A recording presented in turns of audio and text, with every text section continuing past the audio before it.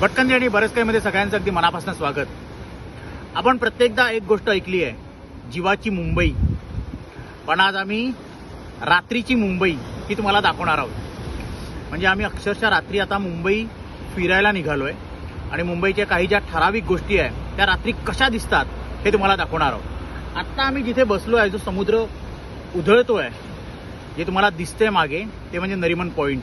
तर बघूया असे छोटे छोटे एक स्पॉट, बघत राहा।